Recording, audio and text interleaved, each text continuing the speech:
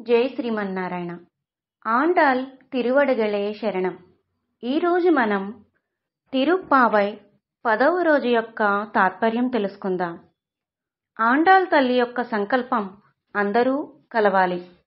వైయత్తు వల్ వీర్గాళ్, ఈ భూమి మీద ఉన్న వాళ్ళంతా ఒకటి. ఇది మన ఆండాల్ తల్లి హృదయ వైశాల్యం.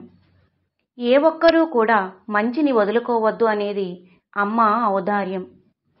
ఒక్కొక్కరిని నిద్ర లేపుతూ మనతో పాటు నేర్చుకొని ముందుకు సాగుతుంది. అందరూ కలిసి పొందాలి అనేది అమ్మ కోరుతుంది.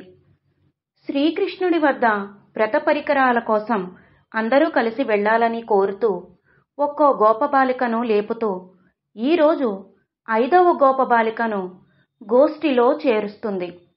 పైకి గోపికలు కృష్ణుడి కథగా మనకు చెబుతున్న మనుష్యులుగా మనలోని జ్ఞాన వికాసం ఎట్లా ఉండాలి అనేది చెప్పటం అమ్మ యొక్క లక్ష్యం.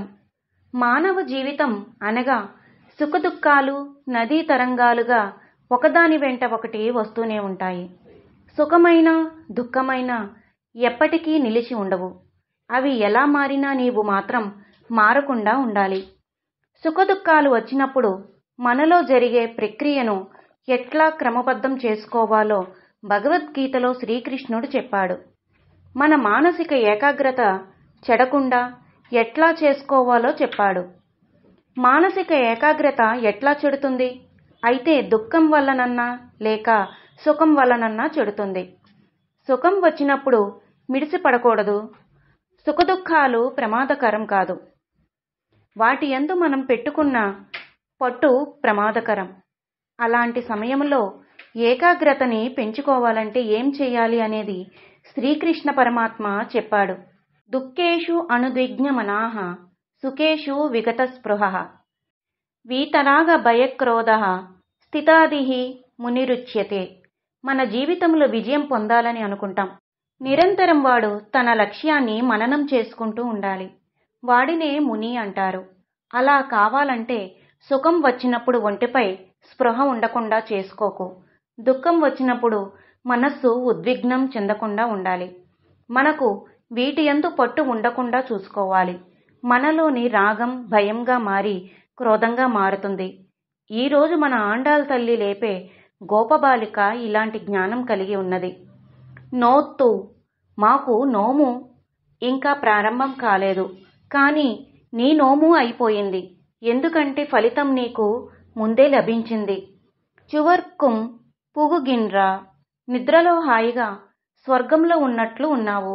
అంటే కృష్ణుడు నీ వద్దే ఉన్నాడు. కృష్ణుడు ఎవరికి లభిస్తే అన్నీ వారికి లభించినట్లే. సకల లోకాలన్నింటినీ తనలో చూపించాడు కదా. ఎప్పటికీ మరువకుండా ఏకరూపంగా ఉన్న ఆనందమే భగవంతుడు అని అంటే ఆ భగవంతుడే రూపుదాల్చి వచ్చినదే శ్రీకృష్ణ అవతారం. ఆయనలో సకలం ఉన్నట్లే కదా. ఆయన ఒక్కడు చేతికి చిక్కితే అన్నీ చేతికి చిక్కినట్లే కదా. తేషాం రాజన్ సర్వయజ్ఞాః సమాప్తః. ఎవడైతే శ్రీకృష్ణ అనుగ్రహం పొందుతాడో వాడికి ఏ ఇతరమైన సాధనాలు అనుష్ఠించాల్సిన అవసరం ఉండదు. అమ్మనాయ్, ఓ యజమానురాలా, యజమానురాలంటే ముందు మమ్మల్ని సుఖింపచేసి కదా నీవు సుఖం అనుభవించాలి. ముత్తాముం తారారో, ఒక మాట మాతో మాట్లాడరాదా? వాషల్ తిరవాదార్, తలుపులు తర్వాత తీద్దువుగాని లోపల నుండే మాట్లాడు. నీవు భాగవతోత్తమురాలివి. నిన్ను సేవించుకోవటం ముఖ్యం. నిన్ను శ్రీకృష్ణ సేవ నుండి మేము వేరు చేయటం లేదు. నీ మాట చాలు మాకు. అది మాకు ప్రాణం కాపాడుతుంది. జ్ఞానం పొందాలనుకునే వ్యక్తికి మహానుభావుల వాక్కు మొదటి రక్ష. వీళ్ళు కృష్ణుడు లోపల ఉన్నాడని వీళ్ళు అనుమానిస్తున్నారు. ఇక ఏం మాట్లాడినా వీళ్ళు తప్పు పడతారు అని లోపల గోపబాలిక ఏం పలకలేదు. లోపల కృష్ణుడేం లేడు అని అన్నట్లుగా ఆమె వీళ్లను పట్టించుకోలేదు. నా తాత్తుళ్ళాయ్ ముడి, లోపలుండేవాడు మన స్వామియే. ఎందుకంటే తులసిని ధరించిన వాడు మన స్వామియే కదా. ఎవరికి ఆపద వాటిల్లినా రక్షించడానికి తానే తగును అని సూచించడానికి గుర్తుగా ధరిస్తాడు. మేము ఆ వాసన గుర్తించాం. లోపల గోపబాలిక నాపై లేని అభాండాలు వేయకండి. చూడండి, తలుపులు వేసే ఉన్నాయి. కృష్ణుడు ఎక్కడి నుండి వస్తాడు అని అంది. నారాయణన్ అంతటా వ్యాపించిన వాడే కదా. ఆయన సకల చేతన అచేతన వస్తువులన్నింటికీ లోపల పైన వ్యాపించి ఉండేవాడు. అలాంటి వానికి తలుపులు అడ్డా? నమ్మాల్ పొత్తప్పరై తరుం. దేవతలకే అందని స్వామి మనలాంటి సామాన్యులందరికీ అందేవాడు ఆయన. పుణ్యనాల్ పుణ్యాన్ని ఇచ్చే ఉదారుడు. ఆయన అందరికీ అందాల్సినవాడు. నీ ఒక్కదాని వద్దే పెట్టుకోవడం సబుబా?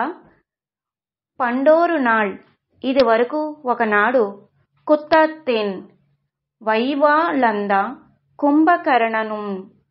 మృత్యువు నోట్లో దూరాడు కుంభకర్ణుడు. రాముడు అందరినీ రక్షించగల ఉదారుడు. ఆయన కుంభకర్ణుని చంపాలా? కుంభకర్ణుడే మృత్యువు నోట్లో దూరాడు. దీపకాంతి కోసం వచ్చిన కీటకం ఆ వేడికి మృత్యువును చేరితే తప్పు దీపందా? బుద్ధిమంతుడు ఆ దీపకాంతినే వాడుకుని బాగుపడతాడు. బుద్ధిహీనుడు దానిలోనే పడి ప్రాణం తీసుకుంటాడు. తొత్తుం ఉనక్కే పెరుందుయిల్ తాన్ తందానో. ఇంతగా మేం చెబుతుంటే వినట్లేదంటే ఆయనతో నిద్రలో పోటీ పడుతున్నావా? పైకి సరదాగా చెప్పిన లోపల వేరే అర్థాన్ని సూచిస్తుంది ఆండాళ్ తల్లి. ఒక దివ్యమైన జ్ఞానం కల మహనీయుడితో పోలుస్తుంది. ఎవరు అంటే కుంభంను కరణముగా కలిగిన వ్యక్తి. అగస్త్యుడు ఓడిపోయి తన శక్తిని నీకు ఇచ్చేశాడా అంటుంది. అగస్త్యుడు అనే ఋషి ఒక కుండలో పుట్టినవాడు. శివుని వివాహానికి హిమాలయ పర్వతాన్ని ఆయన ఎక్కుతుంటే ఆ పర్వతం అగస్త్యుడి వైపు వంగిందంట. వింధ్యా పర్వతం మేలు పర్వతానికి పోటీతో పెరుగుతుంటే దేవతలంతా గాబరాపడి ఈయనని అడిగితే వింధ్యా పర్వతం ఈయన శిష్యుడు.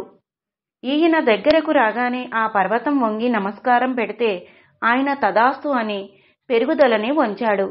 అది ఆయన గొప్పతనం. మామూలుగా మనం ఒక్కొక్క పర్వతానికి అధిష్టాన శక్తి విశేషం ఉంటుంది. మనం దాన్నే పర్వతం అంటారు. ఈ భూమిని మనం అలాగే భావిస్తాం. ఇక్కడ ఎన్నో జీవులు జీవిస్తున్నారు. అందుకే ఆ శక్తి విశేషాన్ని మనం భూదేవి అంటాం. అగం పర్వతం స్థ పెరుగుదలని నిలిపినవాడు. అందుకే ఆయన పేరు అగస్త్య అయ్యింది. మనలో పెంచుకున్న పాపపు కొండలని స్తంభింపచేయువాడు ఆయన. ఒకనాడు మొత్తం సముద్రాన్ని పానం చేసిన మహనీయుడు. ద్రావిడ భాషకంతటికి ఆయన వ్యాకరణ సూత్రాలను రచించిన మహనీయుడు. పితాపిని సంహరించిన మహనీయుడు. అలాంటి మహనీయుడు కూడా నీ వద్ద ఓడిపోయాడా అన్నట్లుగా ఆండాళ్ తల్లి చెబుతుంది. లోపల గోపబాలిక లేచి కృష్ణ అంటూ లేచింది. అత్త ఆనందల్ ఉడేయాయి. పెద్ద బద్ధకం కలదానా? అరుంగలమే అతిలోక సుందరి. ఒక మంచి ఆభరణం లాంటి దానివి. జ్ఞానులు అలా ఉంటారు. వాళ్ళు ప్రాపంచిక విషయాల్లో పెద్దగా తెలిసిన వారు కాదు. తెత్తామాయ్ వందు తిరవు. తొందరగా సర్దుకొని రావమ్మా అంటున్నారు గోపబాలికలు. ఇది 10వ పాసురం యొక్క తాత్పర్యం. సర్వం శ్రీకృష్ణార్పణమస్తు.